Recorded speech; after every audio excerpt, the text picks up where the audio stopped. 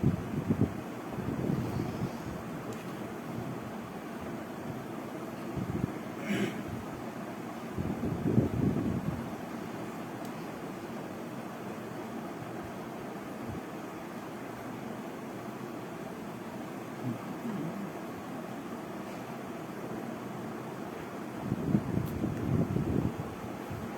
আলাইকুম।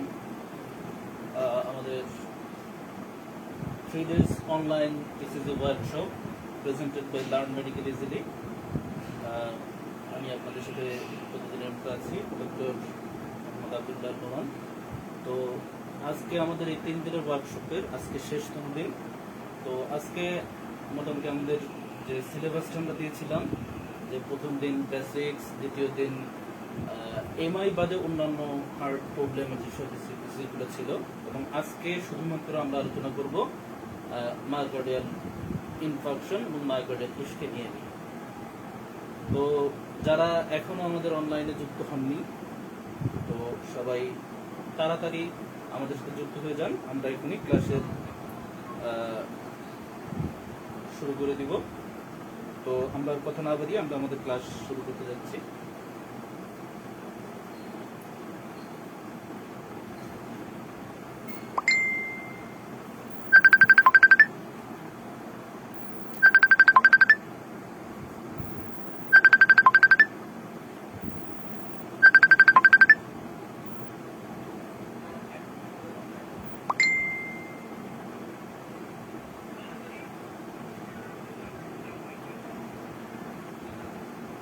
তো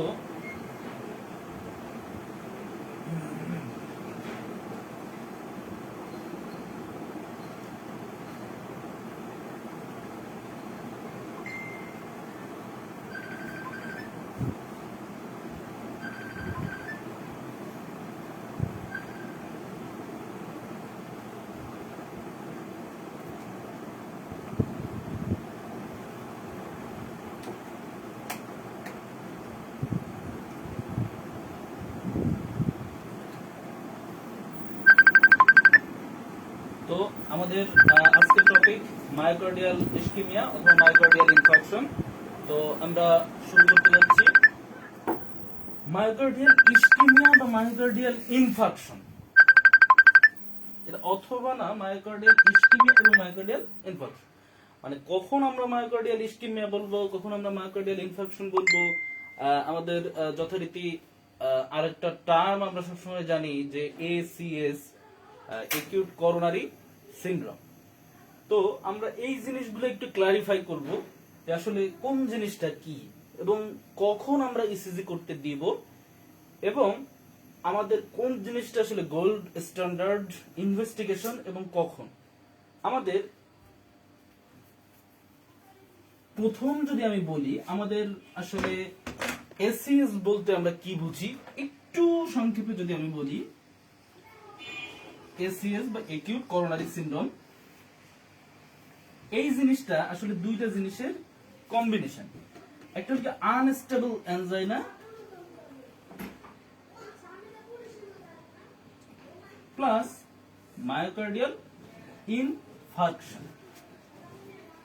unstable angina, myocardial infarction সবসময় মানে আমাদের ইসিজি চেঞ্জগুলো আসলে আসে কোন জায়গা থেকে, যে এমআই স্টেবল অ্যানজাইনা যদি আমি একটা মানে ধারাবাহিকতা যদি দেখি, যে কোনো একটা সেল, মানে যে কোনো সেল এবং যে কোনো জায়গায় যদি আমরা ব্লাড সাপ্লাই যে জায়গায় পাবে, তো প্রথমেই একটা জিনিসের কি হয়, ইসকেমিয়া হয়।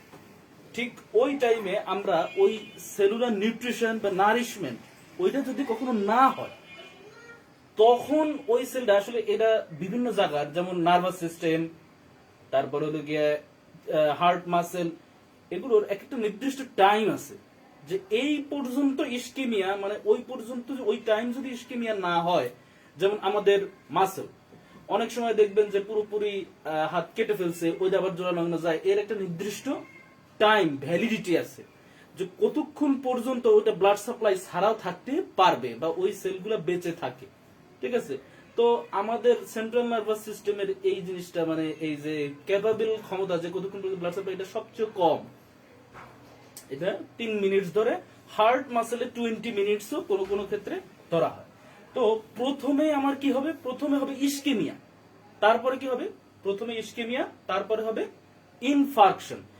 যদি এই ব্লাড সাপ্লাই পুরোপুরি না পায় তারপরে আমার ইনফার্কশন হবে। তো আমাদের প্রথমে বুঝতে হবে যে কোনটা ইস্কেমিয়া কোনটা ইনফার্কশন। যেমন আমাদের যে কোনো জায়গায় এটা যদি পেরিফেরাল ভাস্কুলার ডিজিজ যদি আমরা ধরি, তখন আমাদের কি হবে, পেরিফেরাল ভাস্কুলার ডিজিজেও যথারীতি আমাদের ইস্কেমিয়াটা আমরা কিভাবে বলি, এই স্টেবল, যদি আমরা এই সিরিয়ালি যাই, প্রথমে হবে কি স্টেবল এনজাইনা, স্টেবল এনজাইনা। যখন স্টেবল এনজাইনা, এটার আমরা অন্যভাবে যদি আরেকটা নাম দেই, সেটার নাম কি হবে, এটা হবে হলো গিয়া আপনার chest pain in exertion, chest pain on exertion, ঠিক আছে, অথবা ওয়ান, মানে আপনি যখন রেস্টে থাকবেন তখন আপনার এর কোনো সমস্যা হবে না। এটা হলো গিয়া চেস্ট পেইন অন এক্সারশন। এটা যদি আপনি যে কোনো জায়গায়, আমি যদি এটা পেরিফেরাল ভাস্কুলার ডিজিজ দিয়ে, এটা সেন্ট্রাল নার্ভাস সিস্টেম, এটা যদি আমরা কার্ডিয়াক যদি ধরি, তাহলে আমরা স্টেবল এনজাইনা বলি। এবং এই স্টেবল এনজাইনা হলো গিয়া চেস্ট পেইন অন এক্সারশন, মানে শুধুমাত্র এটা কিসে হবে, যখন আমরা কাজ করব, কোনো এক্সারশন যখন আমরা কাজ করব তখন কি হবে, আমাদের চেস্ট পেইনটা হবে। ঠিক তেমনি লিম পেইন যদি আমরা পেরিফেরালি ধরি ভাস্কুলার সিস্টেম, তখন ওই জিনিসটা, এই একই জিনিস, সেটা আমরা বলি লিম পেইন অন এক্সারশন। এরপরে কি হবে, এরপরে আস্তে আস্তে এমন একটা কন্ডিশন হবে যখন অ্যাথেরোস্ক্লেরোসিস বা এটার মূল যেটা অ্যাথেরোস্ক্লেরোটিক প্ল্যাক গঠন হয়, তখন আমাদের কি হয়, আস্তে আস্তে বড় হয়। তো যখন এটা এমন পর্যায়ে চলে যাবে যে আমাদের সব সময় এই পেইনটা থাকতেছে, আমি শুয়ে থাকলেও থাকতেছে, বসে থাকলেও থাকতেছে, চলার সময় থাকতেছে, এটা সব সময় যখন হবে, তখন আসলে এই স্টেবল এনজাইনাটা তখন আমাদের কি হয়ে যাবে, আনস্টেবল এনজাইনা। তখন কি আমাদের এইটা হবে কি, চেস্ট পেইন অন রেস্ট, ঠিক আছে, চেস্ট পেইন অন রেস্ট বা prolonged severe chest pain. Davidson আপনি যখনই আপনি ওই যে ইয়েটা দেখবেন, সাইন সিমটমস এর একটা জিনিস আছে কার্ডিওলজি, যখনই আপনি দেখবেন প্রথম জিনিসটা হলো chest pain on exertion symptoms এর মধ্যে, সেকেন্ড হলো গিয়ে prolonged severe chest pain, prolonged severe chest pain. এটা কোনো কিছুতেই কমবে না, এই জিনিসটা কোনো কিছুতেই রেস্টেও কমবে না, কোনো কিছুতেই এই জিনিসটা কমবে না। এটার চেস্ট পেইন ইন রেস্ট, মানে সব সময় রেস্টেও থাকবে। এটার আপনি বলতে পারেন আনস্টেবল এনজাইনা বা প্রলংড, ডেভিডসনের ভাষায় সিভিয়ার চেস্ট পেইন। এবং এইটা পেরিফেরাল ভাস্কুলার সিস্টেম বা পেরিফেরাল ভাস্কুলার ডিজিজ যদি দেখেন, তখন এই জিনিসটার নাম রেস্ট পেইন।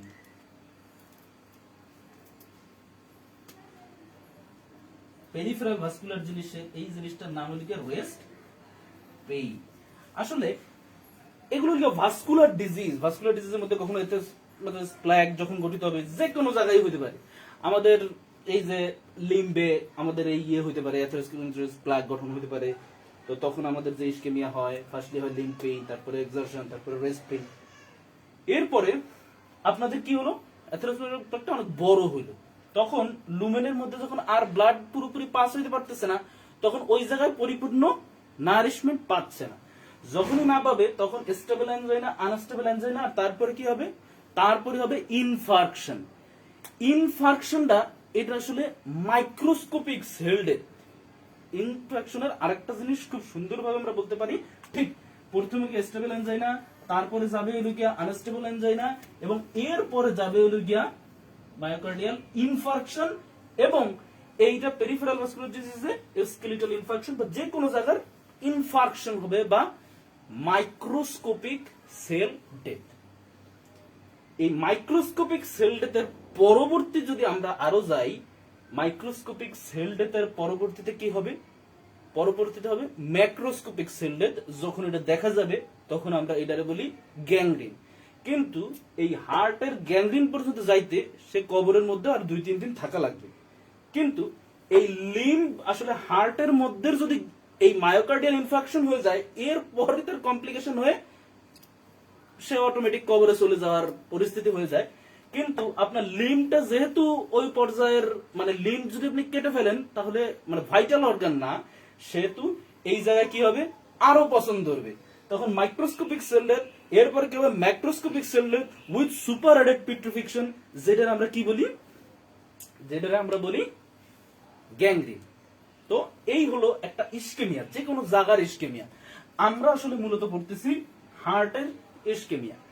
তো স্টেবল অ্যানজাইনা, এই জায়গায় মোটামুটি তেমন কোনো প্রবলেম নাই, ইসিজিতেও খুব একটা প্রবলেম হয় না।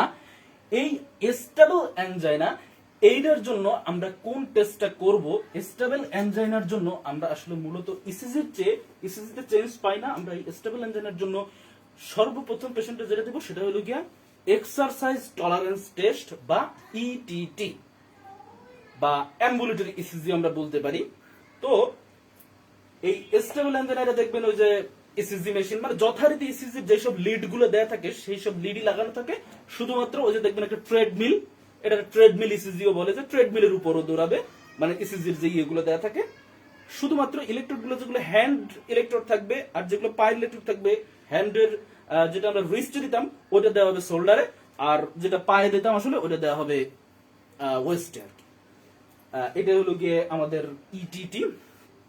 এখন আপনার মনে চিন্তা আসতে পারে যে আমরা যদি এত সূক্ষ্ম জিনিস ইটিটিতে পারতেছি, যে স্টেবল অ্যানজাইনা মানে সামান্য পরিমাণ একটু তো আমরা যখন বুঝতে পারতেছি, তাইলে স্টেবল অ্যানজাইনা, এমআই এইসবে তো আরো ভালো বুঝতে পারবো। তো তখন আমরা কি করতে পারি, তখন আমরা তাকে ইটিটি দিতে পারি। কিন্তু অত্যন্ত দুঃখের বিষয় এটা যে আনস্টেবল অ্যানজাইনা এবং মায়োকার্ডিয়াল ইনফার্কশন, এই জায়গায় ইটিটিটা কন্ট্রাইন্ডিকেটেড। ইটিটি কন্ট্রাইন্ডিকেটেড কোথায়? এই অ্যাকিউট করোনারি সিনড্রোমে ইটিটি করা যাবে না। তো ইটিটি আমাদের first choice of stable angina, এতটুকু আপনাদের বুঝতে হবে যে স্টেবল অ্যানজাইনা ইটিটিটা চয়েস, মানে ট্রিটমেন্ট, মানে ফার্স্ট লাইন ইনভেস্টিগেশন। কিন্তু gold standard of stable angina হলো গিয়া করোনারি এনজিওগ্রাম, যদি আমাদের দেশে এত দূর যাওয়াটা সম্ভব না, মানে সম্ভব কিন্তু মানে সামান্য একটু বুকে ব্যথা, কেউ এত মানে ইনভেসিভ প্রসিডিউরে যাওয়াটা একটু টাফ ব্যাপার, মানুষের বোঝানো, কাউন্সিলিং সবকিছুরই ব্যাপারে। তো তারপরে আমাদের মূলত ইসিজিটা ফার্স্ট লাইন মূলত হিসেবে কোনটা, আনস্টেবল অ্যানজাইনা এবং মায়োকার্ডিয়াল ইনফেকশন, এই জায়গায় ইসিজির চেঞ্জটা মূলত হয়। এবং এই দুইটারই আমরা বলি কি অ্যাকিউট করোনারি সিনড্রোম, দুইটা একসাথে। মানে যখন মায়োকার্ডিয়াল ইনফেকশন এবং তার ঠিক এক মুহূর্ত যখন ইস্কেমিয়াটা হয়ে গেছে, এই ইস্কেমিয়ার ফলে যে সেল ডেথটা হবে, microscopic sell death in the heart, myocardium, তখন এটা আমরা বলবো মায়োকার্ডিয়াল ইনফার্কশন।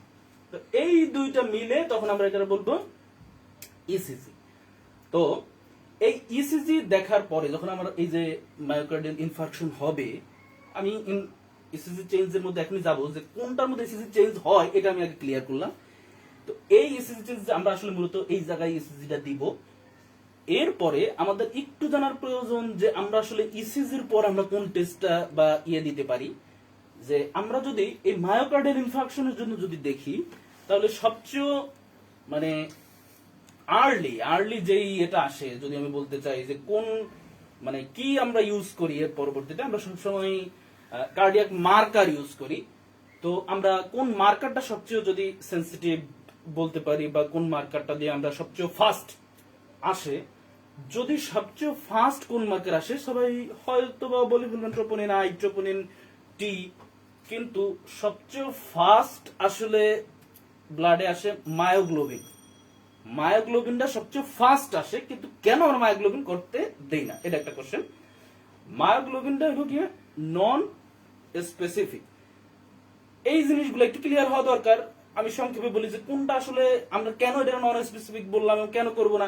মানে নন স্পেসিফিক ওয়ার্ডটা এই জন্য ইউজ হয় যে এটা অন্য আরো প্রবলেমের ক্ষেত্রেও এই মায়োগ্লোবিনটা বাড়তে পারে, মায়োকার্ডাইটিস এবং অন্যান্য যেসব প্রবলেম ওইসবের ক্ষেত্রেও এই প্রবলেমটা বাড়তে পারে, বা এই কার্ডিয়াক মার্কারটা বাড়তে পারে, এই জন্য মায়োগ্লোবিনটা আসলে দেয়া হয় না।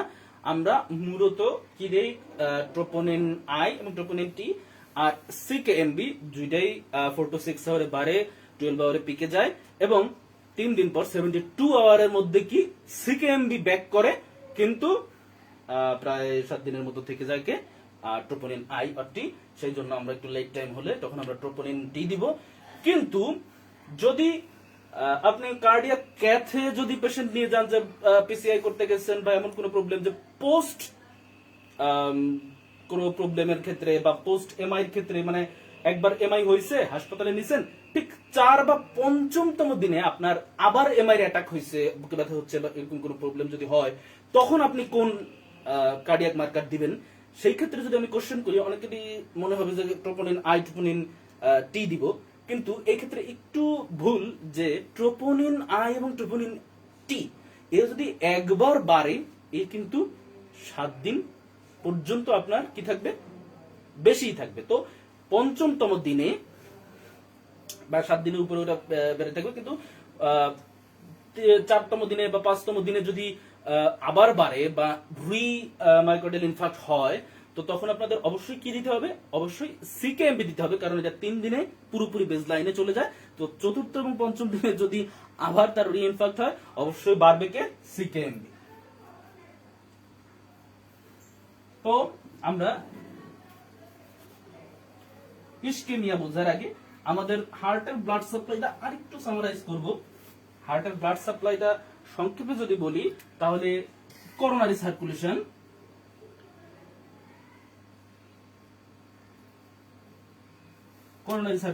আমরা যদি ধরি তাহলে কি হবে, একটা হলো রাইট করোনারি আর্টারি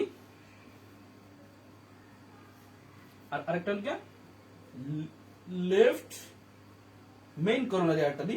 এটা আবার দুভাগে ভাগ হবে, একটা হলো লেফট সার্কামফ্লেক্স আর একটা হলো left anterior descending artery. Clear? তো রাইট সাইডের মূলত সবকিছুই রাইট করোনারি আর্টারি দিবে। তো আমাদের এই জায়গাটা অত বেশিটা জানার প্রয়োজন নাই। এই জায়গাটা কেন জানার প্রয়োজন আমি শুধু এতটুকু বলতে চাই যে আপনি ইসিজিতে একটা প্রবলেম দেখলেন, এই জায়গা থেকে আমি কোনটা কোন সারফেসে আসলে এই সার্কুলেশনটা দেয়, এইটা দ্বারা ঠিক হার্টের যে যে সারফেস, ওই সারফেসে যদি আপনি ইসিজি চেঞ্জ দেখেন, তখন আপনি বুঝবেন কি, তখন বুঝবেন এই করোনারি আর্টারিতে ব্লক আছে বা অ্যাথেরোসমেটাল প্লাগ আছে। অ্যাথেরোমেটাস প্লাগ আছে, ঠিক এই জন্যই আপনার করোনারি সার্কুলেশনটা ক্লিয়ার হতে হবে। তখন আপনি বলতে পারবেন, মনে করেন আপনার অল ফুল লিডে, মানে সবগুলো লিডে 1 1 2 3 এভিএল এভিআর এভিএফ সবগুলো লিডেই আপনি এসটি এলিভেশন পাচ্ছেন, তখন আপনি কি করবেন, আপনার প্রত্যেকটা করোনারি আর্টারির ব্লক আছে। তখন আমরা আসলে এটাতে বলি, মানে হার্টের মেইন ভেসেল আমরা এই তিনটারে ধরি, তখন আমরা মূলত সেই ডিজিজটার নাম বলি ট্রিপল ভেসেল ডিজিজ। হার্টের ব্লক নিয়ে আপনাদের এমন একটা ইয়ে হতে পারে যে ব্লক তিনটায় একটা একটা করে ব্লক হবে, আসলে এমন না, একটা আর্টারিতে আপনার 6-7টা ব্লক থাকতে পারে, সব মিলে যে কোনো আর্টারিতে 10-12টা ব্লক থাকতে পারে। এর মানে যেই কটা প্লেগ গঠিত হবে সেই কটার ব্লক বলে আর। তো আমাদের মূল বিষয় হলো যে আমরা শুধু সারফেসটা চিনবো, ওই সারফেসে যেই প্রবলেমটা হবে বা ওই সারফেসে যদি এসটি এলিভেশন বা ইসিজি চেঞ্জ হয়, ইসিজি কি কি চেঞ্জ হয় আমরা সেটা বলবো। তো ওই সারফেসে যে ইসিজিটা চেঞ্জ হয়, ওই সারফেসকে যে আর্টারি ব্লাড সাপ্লাই দিবে সেই আর্টারির ইসকেমিয়া, সেই আর্টারির ইসকেমিয়ার জন্য হার্টের ওই সারফেসের কি হবে, মায়োকার্ডিয়াল ইনফার্কশন হবে। তো আমাদের এটা ক্লিয়ার হইতে হবে। তো রাইট সাইডের কি কি, রাইট সাইডের সংক্ষেপে মনে রাখেন, right atrium, right ventricle, right ভেন্ট্রিকেলের এই জায়গায় একটু এক্সেপ্ট, রাইট ভেন্ট্রিকেলের এতটুকু পার্ট সে দেয় না। এই এক্সেপ্টটা কি, এই এক্সেপ্টটা হলো গিয়া anterior interventricular septum, anterior portion of interventricular septum, clear? আর তারপরে কি, তাহলে পোস্টেরিয়র লেফট ভেন্ট্রিকলের আবার পোস্টেরিয়র ইন্টারভেন্ট্রিকুলার সেপ্টাম, এইটা আবার এ দেয়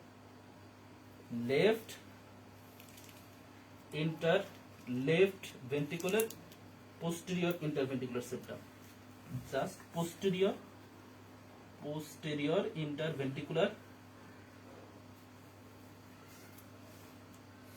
সেপ্টাম। আর মূলত আমাদের এসএ নোডের কতটুকু 60% কেসে, মানে 100 জন লোক যদি থাকে 100 জন এসএ নোড, মানে 100 জন মানুষের মধ্যে 60 জন মানুষের SA node right coronary artery দেয়। ধরেন আমার রাইট করোনারি আর্টারি প্রিডোমিনেন্ট বা আমার SA node right coronary artery দেয়, এর মানে এই রাইট এসএ নোডের পুরোটুক 100% সাপ্লাই রাইট করোনারি আর্টারি দেয় 60% মানুষের ক্ষেত্রে। এবং মানে এটা এমন না যে এসএ নোডের সাপ্লাই 60% করোনারি আর্টারি দেয় আর বাকি 40% লেফট করোনারি আর্টারি দেয়। মানে কথা এটা না, কথা হলো 60 মানে যারে যে দিবে, যে এই 60 জন মানুষের রাইট করোনারি আর্টারি 100% সাপ্লাই দিবে, আর এই 40 জনের লেফট করোনারি আর্টারি 100% দিবে। ক্লিয়ার? তো এই লেফট সার্কামফ্লেক্স আর্টারির এসএ নোড দিবে 60% আর এভি নোডের ক্ষেত্রে 90%। এক্সেপ্ট এই জায়গায় এভি নোডে একটা এক্সেপ্ট আছে, নোডে বান্ডেলে একটা নোড ই আছে, সেটা হলো গিয়ে এক্সেপ্ট। কোনটা এক্সেপ্ট হলো গিয়ে লেফট বান্ডেল ব্রাঞ্চ। আমরা প্রথমে যে ভাগ করে দিয়েছিলাম যে লেফট বান্ডেল রাইট বান্ডেল যে পার্কিনসন ফাইবারের, সেটা লেফট বান্ডেল ব্রাঞ্চটা অলওয়েজই লেফট কর্নারি আর্টারি দেয়। ক্লিয়ার? এরপর আসেন রাইট অ্যাট্রিয়াম,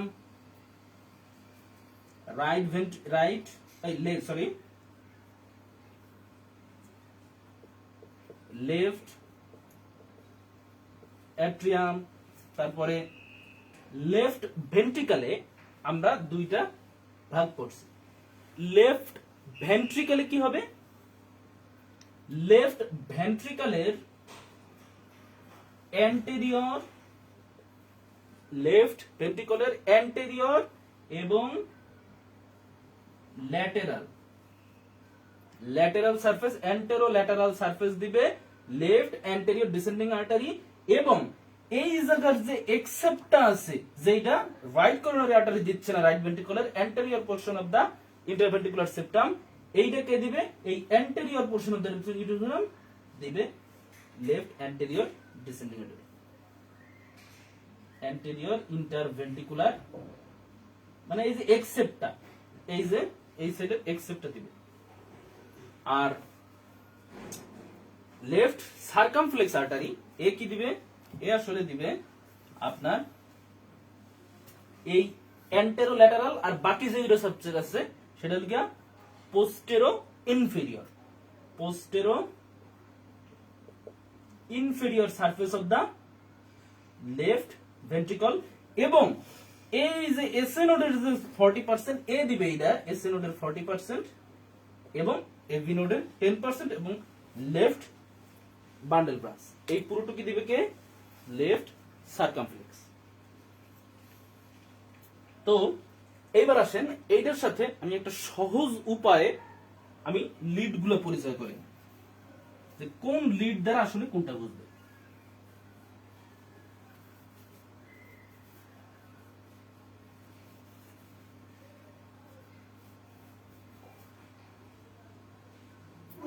আমরা যদি ইসিজি লিড গুলো সাজাই যেভাবে থাকে আর কি,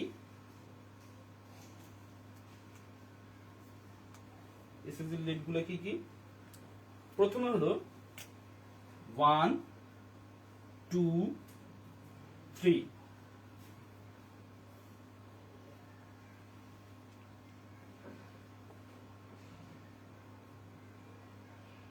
AVR, AVL, AVF। তারপরে হলো V1, V2, V3, V4, V5, V6। এই জিনিসটা একটু মনে রাখতে হবে যে কোনটার সাথে আসলে কোন জিনিসটা। মনে রাখো 1 AVL 1 AVL B56 এটা হলো গিয়া ল্যাটেরাল 1 AVL B56 এটা হলো গিয়া ল্যাটেরাল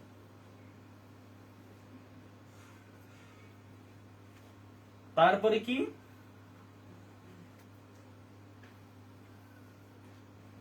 V1 V2 এটা হলো গিয়া সেপ্টাল V3 V4 3-4 এটা কি অ্যান্টেরিয়র এইগুলারে মানে আসলে এটারে অনেকটা এমনও বলে যে এই অ্যান্টেরিয়রটা আসলে এই V1 থেকে V4 পর্যন্ত ধরা হয় আসলে এই সেপ্টাল রিজিয়নটা অনেকটা অ্যান্টেরিয়র সাথে কি মার্জড করে সেই জন্য এই অ্যান্টেরিয়র আর সেপ্টাল মানে অ্যান্টেরিয়র যদি বলি অ্যান্টেরো সেপ্টাল এইটাও আসে কিন্তু সেপ্টাল যদি ধরি শুধুমাত্র V1 V2 আর অ্যান্টেরিয়র হিসেবে B3 B4 অনেক সময় V1 থেকে B4 চেঞ্জকেও আমরা অ্যান্টেরো সেপ্টাল বা অ্যান্টেরিয়র বলে থাকি কিন্তু মূলত আমরা কি বলবো 1 AVL V56 1 AVL এই দুইটা কি মূলত এই দুইটারে আমরা যদি আলাদাভাবে ধরি তখন এই দুইটারে ধরি হাই ল্যাটেরাল আর যখন এটার সাথে B56 যুক্ত হয় তখন এইটাও ল্যাটেরাল এই যে এই দুইটা মিলে 1 AVL B56 যখনই আমরা একটা ইসিজি দেখব তখন আমরা সব সময় এর সাথে এর মিলাবো 1 AVL B56 এটা হলো ল্যাটেরাল হার্টের ল্যাটেরাল সাইড আর যখনই আমরা দেখব অ্যান্টেরোসেপ্টাল তখন আমরা কি B12 B3 4 যদি শুধুমাত্র অ্যান্টেরিয়র দেখি B1 থেকে 4 পর্যন্তই দেখব কিন্তু মূলত আমাদের অ্যান্টেরিয়র B3 এবং B4 এবং B1 থেকে B4 যদি হয় তাহলে অ্যান্টেরোসেপ্টাল এরপরও যদি আপনি এর সাথে মিলাবেন যেটার সাথে যেটা মিলে যদি এমন হয় যে 1 AVL B3 to B6 তখন আপনি কি করবেন অ্যান্টেরোল্যাটেরাল এরপর বাকি যেটা আছে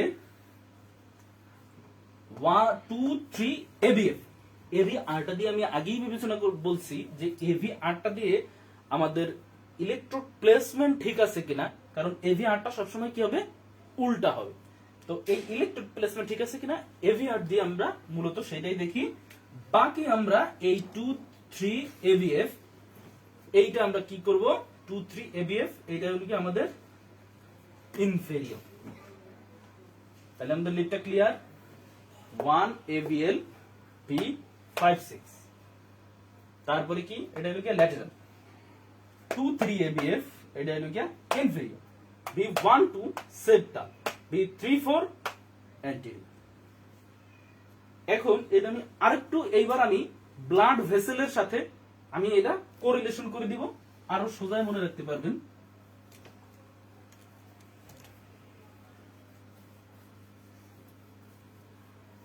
সূত্রটা হলো গিয়া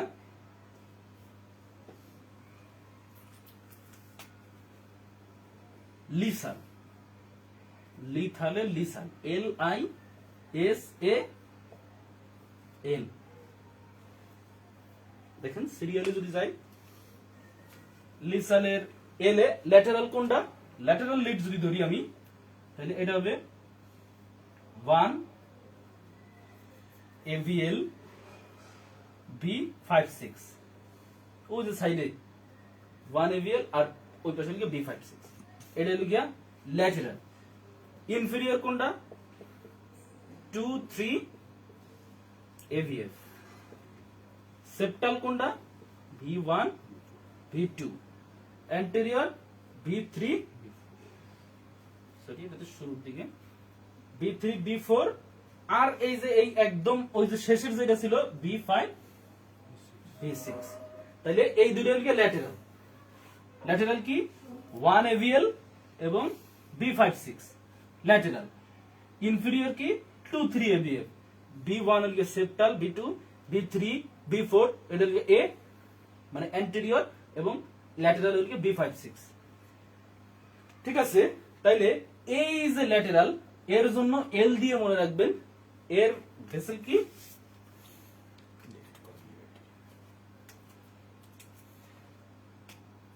লেফট সার্কামফ্লেক্স, এরও কি লেফট সার্কামফ্লেক্স। ঠিক তেমনি ইনফেরিয়র সারফেস, হার্টের রাইট ইনফেরিয়র, মূলত আমাদের যে পোস্টেরিয়র সারফেস এটা পুরোটুকু সাপ্লাই দেয় কে, রাইট করোনারি আর্টারি, তাহলে এর হবে কি রাইট করোনারি আর্টারি। এবং মানে ইনফেরো পোস্টেরিয়র রাইট সাইড পুরাটুক সাপ্লাই দেয় কে, রাইট করোনারি আর্টারি। আর আমরা মূলত ভাগ করছি কারে, লেফট করোনারি আর্টারি, মানে লেফট সাইডের অ্যান্টেরিয়র, ল্যাটারাল এবং সেপ্টাল অ্যান্টেরিয়র, এগুলো কি লেফট ভেন্ট্রিকল বা লেফট সাইডের। তো 1 AVL এইটার যদি কোনো প্রবলেম থাকে তখন আমরা ধরে নিব যে লেফট সার্কামফ্লেক্স আর্টারির কোনো ব্লক আছে বা কোন ধরনের অ্যাথেরোমেটাস প্লাগ আছে, এই দুইটা B5-6 এ থাকবে। আর সেপ্টাল এবং অ্যান্টেরিয়র এই দুইটা মূলত একই, এই দুইটার ক্ষেত্রে কি হবে, অ্যান্টেরিয়র ডিভিশনে কে সাপ্লাই দেয়, হার্টের লেফট সাইডে যেটা সার্কামফ্লেক্স করে সেই দুইটা, মানে ল্যাটারাল সাইড, হার্টের ল্যাটারাল সাইডে যে দুইটা দেয় সেটা হলো গিয়া সার্কামফ্লেক্স, আর হার্টের অ্যান্টেরিয়র দিকে যেটা দেয় সেটা হলো গিয়া লেফট অ্যান্টেরিয়র ডিসেন্ডিং আর্টারি। এই জিনিসটা মাথায় রাখলে আপনি ইসিজির চেঞ্জ দিয়ে আপনি অতি সহজেই কোন ধরনের এমআই টাইপগুলো ক্লিয়ার হবেন এবং কোন ভেসেলে প্রবলেম, কোন ভেসেলে আসলে প্ল্যাগ বা ব্লক আছে, এই জিনিসটা পুরোপুরি ক্লিয়ার হয়ে যাবে।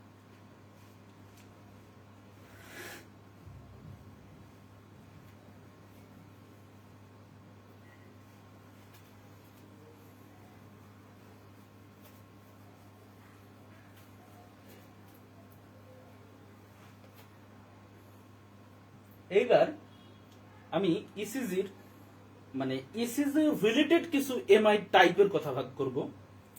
সেটা হলো গিয়ে আমরা যদি সারফেসের উপর ভাগ করি যে আসলে এমআইটা হার্টের কোন সারফেসে হয়, ইনফার্কশন যে সারফেসের উপর হয় এর উপর ভিত্তি করে আমরা যদি সারফেসে দেই, একটা হলো গিয়া অ্যাকর্ডিং টু দ্য সারফেস,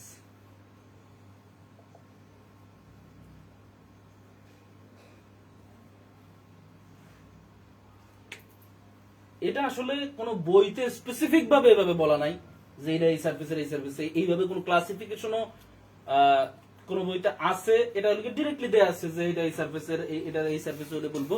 আমি আপনাদের খুব সুবিধার জন্য এই কোন সার্ভিস, হার্টের সার্ভিসের সাথে ইয়ের সার্ভিসটা মিলিয়ে দেবো, ওটা একসাথে দেয়া আছে, আমি একটু আলাদা করে দিলাম আপনাদের বোঝার সুবিধার্থে।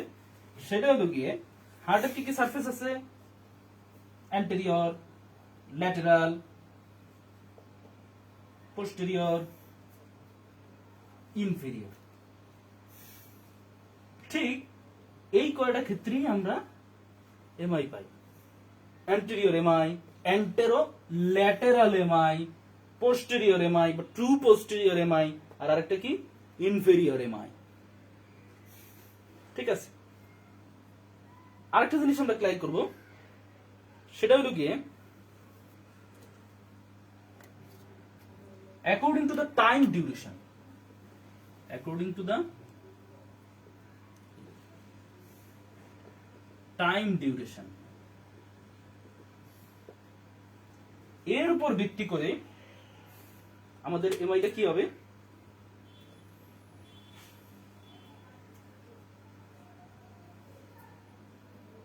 এর উপর ভিত্তি করে আমাদের এমআই হবে একটা হাইপার অ্যাকিউট এমআই,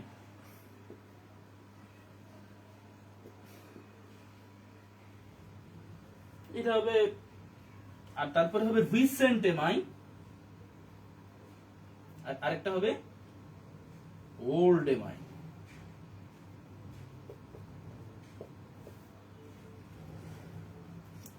তো আমরা কোনটা বুঝবো, এটা ইমিডিয়েট, এটা রিসেন্ট কয়েকদিন যদি ধরি, আর যদি মাস বা বছরের কাছাকাছি হয় বা আগে একটা অ্যাটাক থাকে তখন আমরা কি ক্ষেত্রে দেখবো, ওল্ড এমআই। তাহলে hyper acute MI, recent MI এবং ওল্ড এমআই, ঠিক আছে, তো আমরা টাইম ডিউরেশন এটা দেখলাম এবং কোন ভেসেলের সাথে কোন এমআই হলে আমি যে চার্টটা দেখাইলাম যে anterior, lateral, inferior, justly posterior MI বা পোস্টেরিয়র সারফেসের এমআইটা আমি বলি নাই, এর ক্ষেত্রে আসলে একটু ওভারল্যাপিং হয়ে যায়। হার্টের এই পোস্টেরিয়র বেস, হার্টের যে পোস্টেরিয়র সারফেসটা বা বেস অফ দা হার্ট, এই জায়গায় দেখার জন্য এই পোস্টেরিয়র এমআইডের জন্য অনেক সময় আমাদের লিড মানে V1 এবং V2 এই ক্ষেত্রে দেখা যাবে এবং এইটা থাকবে হার্টের পিছনে। তো এই জন্য আসলে এই পোস্টেরিয়র এমআই বা ট্রু পোস্টেরিয়র এমআই আমরা V1 এবং V2 তেই দেখব, কিন্তু এই জায়গায় এসটি ইলিভেশন পাওয়া যায় না, এই জায়গায় এসটি ডিপ্রেশন পাওয়া যায়। এইটাই হলো কি পোস্টেরিয়র, ট্রু পোস্টেরিয়র এমআই। তো এইটা যদি আপনি এলিভেশন পাইতেছেন এবং আরো ক্লিয়ারলি জানতে চান, তখন আপনার V1 এবং V2 টাকে আসলে আমাদের পোস্টেরিয়র সাইডে মানে উঠায়, এই জায়গা থেকে উঠায় আমরা যে অ্যান্টেরিয়র অ্যাক্সিলারি মিড অ্যাক্সিলারি দিলাম, আরেকটা দিব এই পোস্টেরিয়র অ্যাক্সিলারি লাইন, ওইটা হবে কত V7 এবং আরেকটা লিড দিব V8, তখন আপনি পোস্টেরিয়রটা পাবেন, যদিও এটা বইতে অতটা উল্লেখ নাই। তখন আপনি এসটি এলিভেশন পাবেন V7 এবং 8 নাম্বার লিডে। এগুলো মডিফাইড লিড প্রয়োজন নাই আপাতত বোঝার, শুধুমাত্র আপনি এই জায়গায় দেখবেন V1 2 তে যদি এসটি এলিভেশন পান। এইবার আসেন আমরা টাইম ডিউরেশন জানলাম, সারফেস জানলাম যে অ্যান্টেরিয়র ল্যাটারাল এমআই। এইবার হইল কি আমাদের main MI type. Main MI টাইপটা কি? মেইন এমআই টাইপ হইল কি ST, according to the ST segment elevation. এর উপর কয়টা? এর উপর ভিত্তি করে দুই ধরনের এমআই। কি কি? একটা হল গিয়া এসটি এলিভেটেড এমআই এবং non ST elevated MI. Clear? তাহলে আমরা কয়টা জানলাম? একটা হল গিয়া হাইপার অ্যাকিউট, অ্যাকিউট এবং রিসেন্ট বা অ্যাকিউট এবং ওল্ড এমআই, আর সারফেসের উপর অ্যান্টেরিয়র, ল্যাটারাল, পোস্টেরিয়র এবং ইনফেরিয়র এমআই কোন সারফেসের উপর, এবং আমাদের মূলত এসটি এলিভেটেড এমআই এবং নন এসটি এলিভেটেড এমআই। এবার আসেন এসটি এলিভেশন কতটুক হইলে আপনি বুঝবেন এটা ST elevated MI.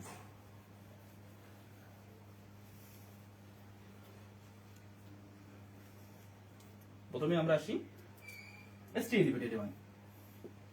ST elevated MI, মনে রাখবেন চেস্ট লিডে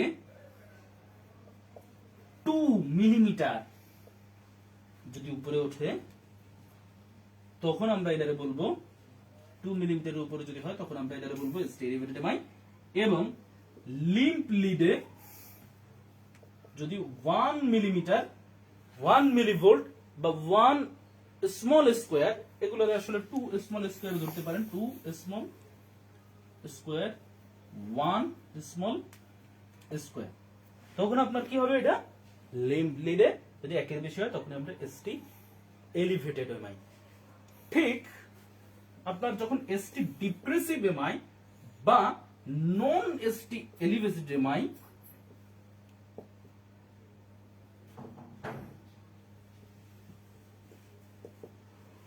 শুধুমাত্র 1 মিলিমিটার বা আসলে এটা 1 মিলিমিটারের উপরে গেলেই, যদি 1 মিলিমিটারের নিচে এই চেস্ট লিড, লিম্প লিড যে জায়গায় নামুক 1 স্মল স্কোয়ারের যদি নিচে নেমে যায় তখনই আমরা মূলত বলবো এসটি নন এলিভেটেড এমআই বা এসটি ডিপ্রেসিভ এমআই।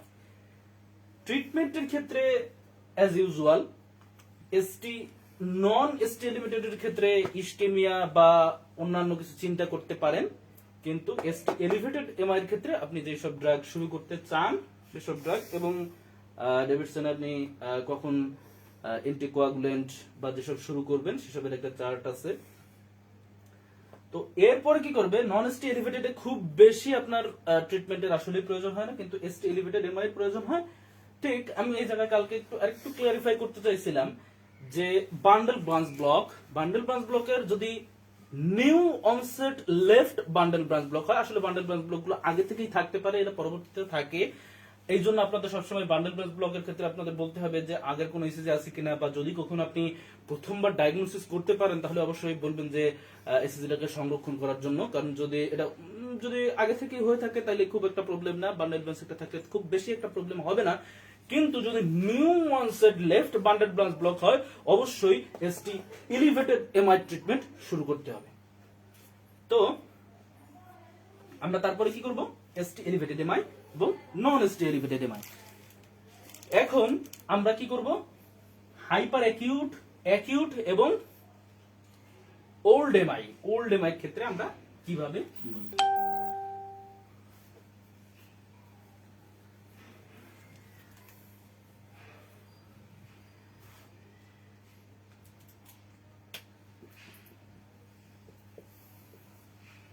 হাইপার অ্যাকিউটের ক্ষেত্রে কি হবে, হাইপার অ্যাকিউটের ক্ষেত্রে টিটা হবে টল টেন্টেড বা টল পিক টি। কত, অল অ্যারাউন্ড 5 এর উপরে যদি যায়, যদিও স্পেসিফিকলি কোনো লেখা নাই, 5 স্মল স্কোয়ারের উপরে যদি যায়, আসলে এটা ঠিক টাইম ডিউরেশনের সাথে সাথে এই টিটা আসলে পরিবর্তিত হয়ে এটা অনেকটা ফ্ল্যাট হয়ে যেতে পারে, এটা নর্মালে চলে আসতে পারে, ফ্ল্যাট হয়ে যেতে পারে, এবং টিটা অনেক সময় ইনভার্টেড হয়ে যেতে পারে। ঠিক আছে, তো এর উপরে ভিত্তি করে আসলে হাইপার অ্যাকিউট, টল, এবং যখন আপনার অ্যাকিউট বা রিসেন্ট এমআই হবে তখন এসটি এলিভেটেড টি অনেকটা নরমাল অথবা ফ্ল্যাটও থাকতে পারে, টিটা নরমাল অথবা ফ্ল্যাট থাকতে পারে।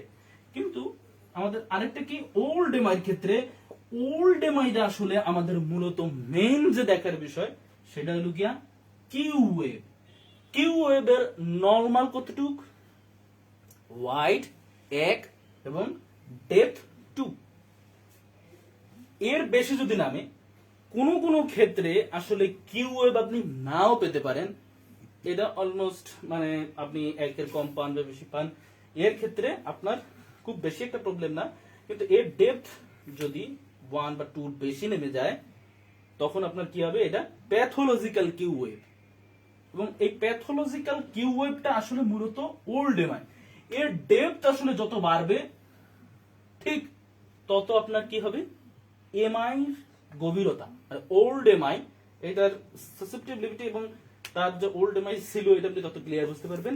এটার মেন হলো গিয়ে কিউ ওয়েভ, এবং এর সাথে সাথে আপনার কি থাকবে, এসটি ডিপ্রেশন থাকতে পারে, ফ্ল্যাট টি থাকতে পারে, এবং আরেকটা কি থাকবে, টি ফ্ল্যাট এসটি সেগমেন্ট বা এসটি এলিভেটেড ডিপ্রেশন থাকতে পারে, এবং কি থাকবে, টি ইনভার্সন। তাহলে আমাদের হাইপার অ্যাকিউটের ক্ষেত্রে অবশ্যই দেখতে হবে প্রথমে টি, টিটা যদি টল টেন্টেড টি হয়, যদি 5 স্মল স্কয়ারের বেশি হয়, অ্যাকিউট যদি হয় তখন আপনার টিটা অনেকটা স্বাভাবিক বা টি ইনভার্সন হতে পারে, এসটি সেগমেন্ট ডিপ্রেসিভ হতে পারে এবং এসটি সেগমেন্ট নরমাল থাকতে পারে।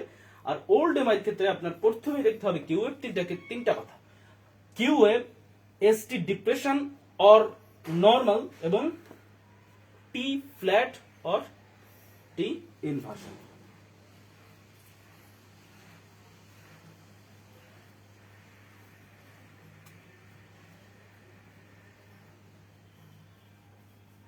এবং আমাদের এই যে chest ST elevation, ST depression এবং এই ধরনের যে মানে টির অ্যাবনরমালিটিস, কিউ এর অ্যাবনরমালিটিস, এইসব আপনি যেই লিডে পাবেন, যে আমি লিডগুলো ক্লিয়ার করে দিচ্ছি, কোনটা অ্যান্টেরিয়র লিড, কোনটা ল্যাটারাল লিড এবং কোনটা পোস্টেরিয়র লিড, কোনটায় দেখবেন অবশ্যই V1 V2 তে।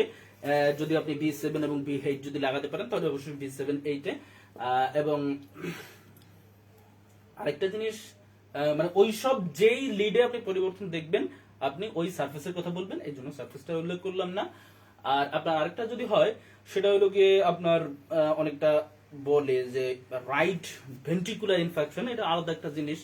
সেই ক্ষেত্রে যদি রাইট ভেন্ট্রিকুলার ইনফেকশন যদি জানতে চান, আপনাদের একদম অজানা যে কিছু থাকবে যে রাইট ভেন্ট্রিকুলার ইনফেকশন বলতে কিছু একটা আছে, এবং এটা আলাদা কিছু লিড আপনি যদি দেখতে চান তখন আসলে দেখবেন যে লিড গুলো আসলে V1R, V2R, তখন আপনার একটু এলোমেলো হয়ে যাবে, নাকি V1 পরে আসছি, V1R আবার আসলো থেকে। আসলে এই V 1 to 3 আমরা এটা লেফটে লাগাই, এটা নরমাল। যদি রাইট ভেন্ট্রিকুলার ইনফার্কশন হয় তখন আমরা এই লিডগুলা ডান সাইড লাগাবো আমরা, ঠিক ওই জায়গায়, যে এই সাইডে লেফট ইন্টারকোস্টাল স্পেস বরাবর একটা, তারপর হলো গিয়া 4 ইন্টারকোস্টাল স্পেস বরাবর, মানে ওই যেই সেগমেন্ট আমরা লেফটে বসাইছি ওই সেগমেন্ট আমরা রাইটে বসাবো। তখন আমরা যেগুলো পাই ওই লিডগুলোর আসলে বলা হয় V1R মানে রাইট, V2 রাইট, এইভাবে করে আসলে আমরা রাইটে বসে, সেটা আমরা রাইট ভেন্ট্রিকুলার ইনফেকশনের ক্ষেত্রে খুব একটা প্রয়োজন হবে না আপনাদের জন্য। তাহলে আরেকটা জিনিস আমি একটু ক্লারিফাই করতে চাই, সেটা হলো গিয়ে এমআই এর পাশাপাশি এমআই এর সাথে আপনাদের আরেকটা প্রবলেম কি, এসটি এলিভেশন আসলে কোথায় কোথায় হয় খুব বেশি জানার প্রয়োজন নাই। এইটার সাথে আসলে খুব বেশি হইতে পারে যে চেস্ট পেইন হচ্ছে, ফিভার, ঠিক তখন আপনি কি করবেন, সাথে সাথে আপনি ইসিজি করলেন, এসটি এলিভেটেড এমআই পেলেন, তখন আমরা কি করবেন? এটা কি এমআই? আপনার এই জায়গায় একটু এমআই ক্যারেক্টারিস্টিক্স, আসলে এই জিনিসটা এমআই এর চেয়ে বেশি আপনার সাসেপ্টেবল হতে হবে অ্যাকিউট পেরিকার্ডাইটিস। এইটার সাথে আমি একটু ডিফারেন্সটা আপনাদের ক্লিয়ার করে যাব। Acute pericarditis same chest pain পাবেন, ব্রেথলেসনেস পাবেন, ফিভার থাকতে পারে, নাও থাকতে পারে, তখন আপনার আসলে ক্লিনিক্যালি ডায়াগনোসিস করা খুব একটা কঠিন ব্যাপার হয়ে দাঁড়াবে। ক্লিনিক্যালি ডায়াগনোসিস করাটা সবচেয়ে বেস্ট। ক্লিনিক্যালের সাথে এই ইসিজি ডায়াগনোসিস মানে অ্যাকিউট পেরিকার্ডাইটিস ডায়াগনোসিসের জন্য ডেভিডসন একটা কথা লেখা আছে, এটা কি ক্লিনিক্যালি প্লাস এটা প্রথম ইনভেস্টিগেশন হিসেবে ইসিজি পেরিকার্ডাইটিস ইসিজি। এবং এর ক্ষেত্রে আপনি কি পাবেন, এর ইসিজির চেঞ্জের ক্ষেত্রে আপনি পাবেন PR depression, ST elevation. ST এলিভেশনটা কেমন হবে? অল লিডসে, লিম্ফ লিড, চেস্ট লিড, সবগুলো লিডে আপনি এসটি এলিভেশন পাবেন। তো এসটি এলিভেশন পাইলে আপনি তাহলে এই জায়গায় এলিভেশন পাইলে তখন আপনি মনে করতে পারেন যে এক্সটেন্সিভ এমআই। তো এর সাথে আসলে একটা পার্থক্য আছে, এটা ডেভিডসন সুন্দর করে বলা, যে এর এসটি এলিভেটেড আর মায়োকার্ডিয়াল ইনফার্কশনের এসটি এলিভেশন কিভাবে আপনি আলাদা করবেন। সেটা হলো এর এসটি এলিভেটেডটা হবে আপওয়ার্ড কনভেক্সিটি, এর যে এলিভেশনটা হবে এটা হবে আপওয়ার্ড কনভেক্সিটি, মানে উপরের যে এলিভেশনটা হবে ওটা হবে উপরের দিকে। আর এই পেরিকার্ডাইটিসের যে ইসিজিটা হবে এসটি এলিভেশন, সেটা হবে দুই সেগমেন্ট উপরে উঠবে, কিন্তু সেগমেন্টটা উপরে থাকাই এটা আসলে এইভাবে হবে আপওয়ার্ড কনভেক্সিটি। এইটারে অনেকটা বলে স্যাডেল শেপড, মানে এই যে দেখেন আমি যদি একটা ঘোড়া আঁকি, ঘোড়াটা যে এইভাবে, ঘোড়ার যে পিঠ, এই পিঠে যে আপনি বসলেন, এই জায়গাটার বলা হয় স্যাডেল, স্যাডেল শেপড। তো এই জায়গাটা হবে স্যাডেল শেপড বা আপওয়ার্ড কনভেক্সিটি। আর এমআই এর ক্ষেত্রে যে প্রবলেমটা পাবেন সেটা হলো গিয়ে আপওয়ার্ড কনকেভিটি। এটা একটা মূল পার্থক্য এমআই এবং অ্যাকিউট পেরিকার্ডাইটিস।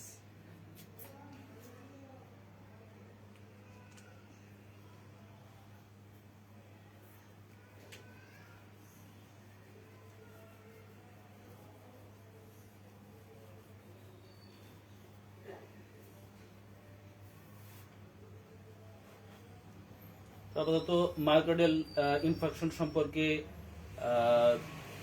সংক্ষেপে বোঝানোর চেষ্টা করেছিলাম, এবং এটা যাতে আপনারা ক্লারিফাই করতে পারেন আসলে এটা মায়োকার্ডিয়াল ইনফেকশন কিনা, বা মায়োকার্ডিয়াল কোনটাকে ইসকেমিয়া বলবো এবং হাইপার অ্যাকিউট কোন সময় বলবো, ওল্ড এমআই কখন বলবো, এবং এর সাথে সাথে যদি বান্ডেল ব্রাঞ্চও থেকে থাকে তখন আমরা কি করবো? আসলে এমার সাথে বান্ডেল ব্রাঞ্চটা ওই একই সময় আসলে ধরা পড়ে। অনেক সময় আগে এটা খুব বেশি একটা এফেক্টিভ হয় না, বা এটা আসলে ঠিক এই এমআই এর প্রবলেমের সময় ওই বান্ডেল ব্রাঞ্চগুলো ধরা পড়ে। যদি ওই বান্ডেল ব্রাঞ্চগুলো আগেই বলে দিছিলাম যে কোনটা কখন বাইফেজিক বা ট্রাইফেজিক ব্লক, তো এটার ক্ষেত্রে আপনাদের যে ইমার্জেন্সি কেসের ক্ষেত্রে জেনে আপনারা সাথে সাথে এর ক্ষেত্রে ট্রিটমেন্ট দেওয়ার যে প্রোটোকলটা সেভাবে ইউজ করবেন।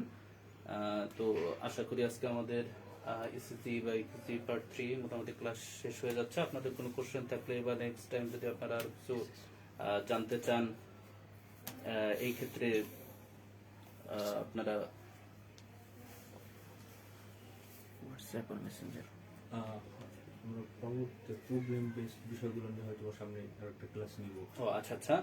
তো আমাদের একটা কথা হলো কি, আপনাদের যদি কোনো প্রবলেম থাকে অবশ্যই আমাদেরকে জানাবেন, বা আপনারা কোন বিষয়ে জানতে চান এবং আপনাদের কোন বিষয়ে সমস্যা হচ্ছে, বুঝতে পারেন নাই, এমন কোনো প্রবলেম থাকলে আমাদেরকে অবশ্যই জানাবেন। লার্ন মেডিকেল ইজিলি অবশ্যই আপনাদের পাশে থাকবে, এবং আমরা এই প্রবলেম বেসড নিয়ে আসলে সামনে আরো ক্লাস নেওয়ার চেষ্টা করব। মেইন যে আমরা যে জিনিসটা মানে সিনারিও দিয়ে যে ইসিজি গুলো ধরা হয়, যে একটা ইসিজি তো আমরা আলাদা আলাদা করে এমআই বা এটা না, অনেকগুলো প্যাথোলজিতে আমরা একবারে ধরে ধরে যদি আমাদের সম্ভব হয় আমরা চেষ্টা করবো যে সিনারিও ধরে ইসিজি গুলো পুরোপুরি ক্লিয়ারিফাই করার। হ্যাঁ হ্যাঁ অবশ্যই।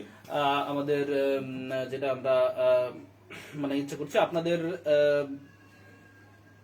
ইয়েতে যে আমরা আসলে আসলে কোন পেশেন্টই একসাথে আপনার আমার এসটি এলিভেটেড এমআইআর হয়েছে আপনি একটু দেখে দেন, বা আমার শুধুমাত্র এই পেরিকার্ডাইটিস হয়েছে আর কোনো সমস্যা নাই, এটা আসলে আমাদের ক্ষেত্রে যায় না। আমরা একসাথে অনেকগুলো প্যাথোলজিও থাকতে পারে, একটা মানুষ অনেকগুলো সমস্যা নিয়েও আসতে পারে, যে একসাথে ব্রাডিকার্ডিয়া হাইপোভলি মানে যেসব মানে একসাথে যদি ওভার ইম্পোজ 2-3টা সমস্যা যদি আপনার থাকে, এবং ওইটা আসলে সিনারিও বেসড আপনার পেশেন্টগুলো কিভাবে আসবে, যে এমআই এর ক্ষেত্রে আপনারা বলবেন না যে এই এমআই নিয়ে আসছে, একই সাথে ক্লিনিক্যাল ফিচার এবং একই সাথে আমাদের পুরো সিনারিও নিয়ে আমাদের পরবর্তী উপস্থাপনা আরো সুন্দরভাবে করব আমরা, সেই পরিকল্পনা করতেছি। আপনারা অবশ্যই লার্ন মেডিকেল ইজিলির সাথে যুক্ত থাকবেন, আরো ভবিষ্যতে আরো নতুন নতুন ভাবে যাতে আমরা সব ব্যাপারগুলো মেডিকেলের যতগুলো কেস এবং যা কিছু আছে কঠিন ব্যাপারগুলো আমরা আমাদের সাধ্যমতো আপনাদেরকে ক্লিয়ার করার চেষ্টা করব, এবং আপনাদের সবার উপস্থিতি আমাদেরকে ভবিষ্যতে সাহায্য করতে সহায়তা করবে। আমাদের মোটামুটি এই সবগুলো ক্লাসই এবং আমাদের মেডিকেল বেসড যেসব প্রবলেমগুলো থাকবে সেগুলো আমাদের ইউটিউব চ্যানেলে থাকবে। অবশ্যই আপনারা সেখান থেকে সাবস্ক্রাইব করে পরবর্তী আপডেট থেকে আমাদেরকে সহায়তা করবেন এবং আপনাদের উপকৃত হওয়ার জন্য সাহায্য করবেন। আসসালামু আলাইকুম।